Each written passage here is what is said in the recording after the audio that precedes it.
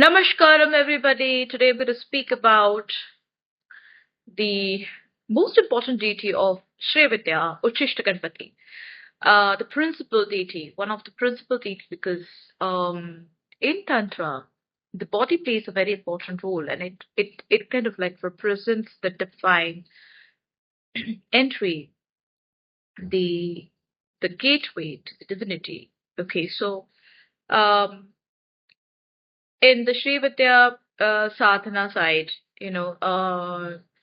Ma Lalita Tripura Sundari is the central goddess, and to reach to her, the first deity that you need to worship or pray is Uchishta Ganpati.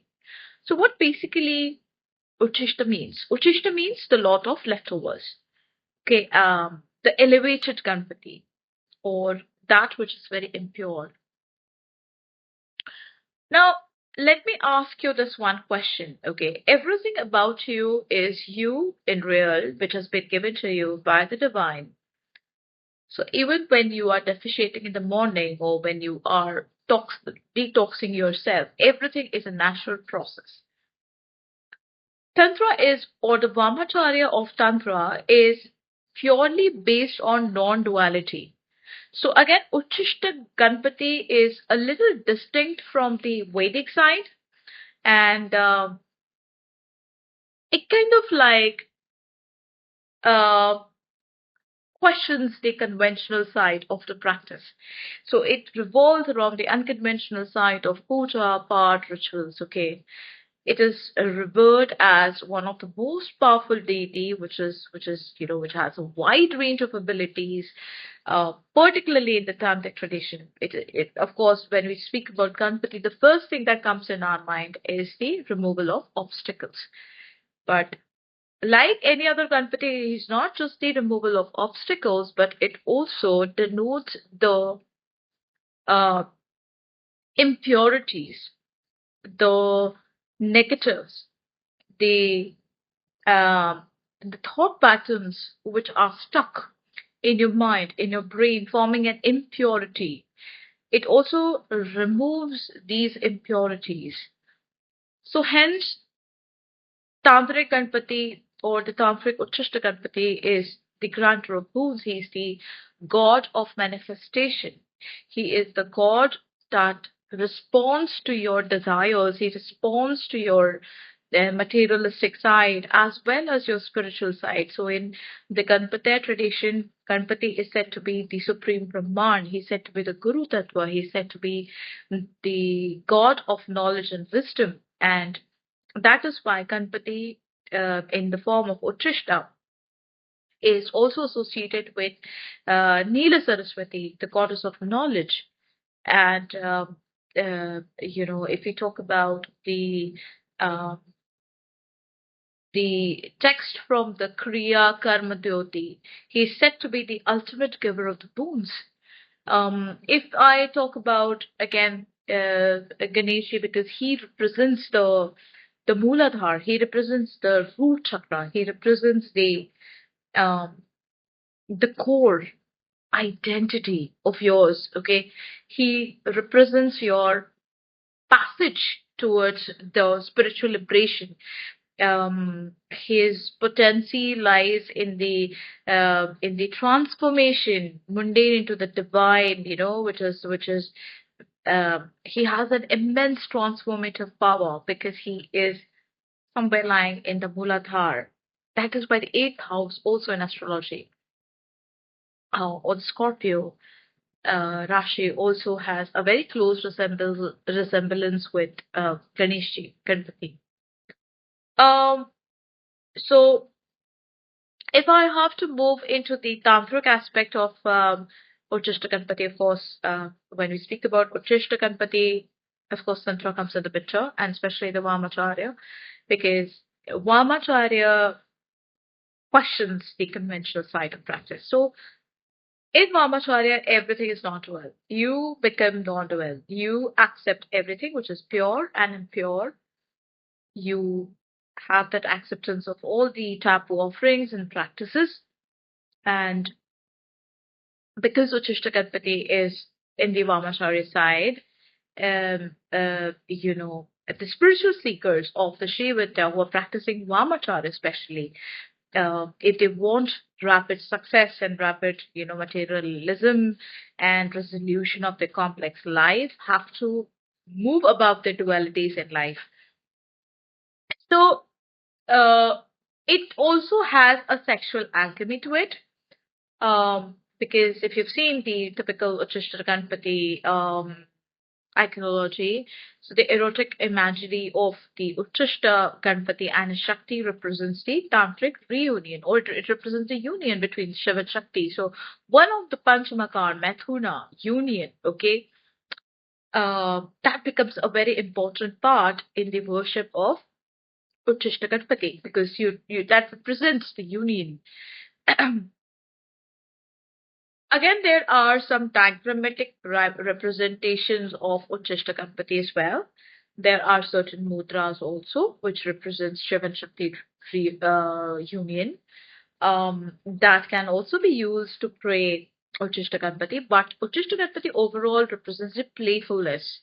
So the sexuality and the sensuality, being a part of Mathuna, being a part of your daily regime, being a part of the reality of life, of the realities in the sense that, of course, the sensual and the sexual activity is a part of procreation, it's a part of creativity, creation, manifestation.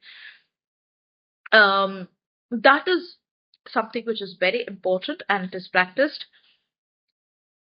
along with the other Panchamakar, which can be in the form of wine, meat, fish, grain, and union in the form of worship. Of course, they all have a replacement in the Dakshinacharya mark. Okay, so if you're looking for a quicker result, the Vamacharya mark definitely helps you with that. And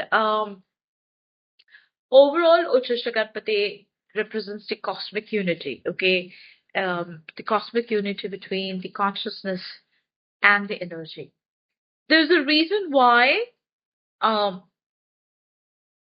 Uchishta Ganpati is worshipped in this manner, in this way, is because in this Vamacharya mark, like I've explained earlier as well, everything is accepted in a very non-dual form, um, in a very real form. Okay, in a very combined form. Okay, over here you are not differentiating, you're not bifurcating, you're not putting any conditions. So Uchishta Ganpati accepts all the leftovers and everything which is impure in nature. Okay, but he represents that part of you which probably you've never looked into, the dark side of you, that impure side of you, the shady side of you, the impure side of you, which is also a part of your journey, which is a part of your soul, a part of your existence, a part of your identity. Okay, so you have to face that. And Chuchishta Ganpati helps you in facing it. So he accepts you the way you are. He accepts you uh, with your purities and impurities. So no matter how you worship him, he he accepts you in your true sense. Uh, Now, can he be worshipped by a normal Grihastha person, normal householder? Yes. But of course, if you were to worship Uchishta Ganpati, you have to worship him in the pure Vedic form or in a Dakshinacharya mark, because if you're practicing the Tantra side of it, it has to be done under a Tantric spiritual guru. And, you know, I will also talk about the consort for the iconology of Uchishta Ganpati in one of my next videos, because this video is going to be a little big. Um, Again, coming back to the iconology of Uchishta Ganpati, he is seen with a Shakti sitting on his lap, and that also represents that being the supreme Brahman, he is in control of the playfulness of the Shakti, the Leela of Shakti, Prakriti. He is um, he's removing all the conditions. He's removing all that is bifurcating you or creating that separateness from the supreme consciousness. Um, For those who are unable to perform the physical Maithuna while worshipping Uttishta Ganpati, of course, if you don't have a wife, you're single. It can also be symbolized or it can be also visualized through meditation in his form and along with his Shakti, focusing on the union of the energies. That can also be done with the help of Kriya Yoga. Definitely, it requires initiation from a proper spiritual tantric guru. Okay, it should not be practiced just like that, randomly. No, no, no. That should not be how it is. Coming to the conclusion of Uttishta Ganpati is a very important deity of Sri Vidya. He is a multi-faceted deity embodying the paradoxes of Tantra, impurity as purity, sensuality as spirituality, power as liberation. Okay, so his striking appearance basically is the profound power and the unique worship of Uttishta Ganpati makes him a very compelling figure for the tantric practitioners and the spiritual seekers. Okay, everything which is not is Shiva, everything which is Shiva, everything which is space is Shiva, everything which is a union is Shiva. So while his puja can be adapted at home, uh, but it has to be practiced under a proper guidance. If you have a guru, well and good. You must always take initiation from a tantric spiritual guru, um, and it has to be practiced under proper settings. There are certain things that you have to follow using its Uttishta Ganpati's yantra, where you have to give. There are like hundreds of ways of worshipping a Uttishta Ganpati. In fact, there are hundreds of dhanam that is given to Uttishta Ganpati. That all these 100 things are the representation of the intake that you take in your body, okay, in the form of the pure source of energy, and in return, whatever impurity it spells out from the system, all of that is represented by these hundreds of greens or the substances that are offered to Uttishta Ganpati. His power lies not just in what he grants, okay, but in how he transforms the devotee's life, okay. He completely changes the perception of a person, okay, and he makes him absolutely non-dual. And it takes him towards Dvaita, it takes him towards the highest form of union between Shiva and Shakti, making him, uh, an extraordinary person who is full of manifestation, the power of manifestation and siddhi, of course. So, Uttishta Ganpati, to understand Uttishta Ganpati is not all that easy, and it probably is not for it's just everybody to understand.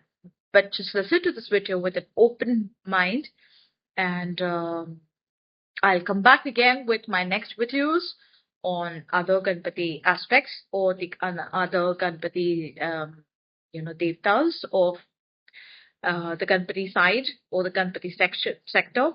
And I'm going to speak about the other 32 forms of Ganpati as and when my time permits. Thank you so much. And do write to me if in case you need to ask any questions. If you have anything in mind, do write over here. And yeah, I will come back soon with another video. Thank you. Namaskar, everybody.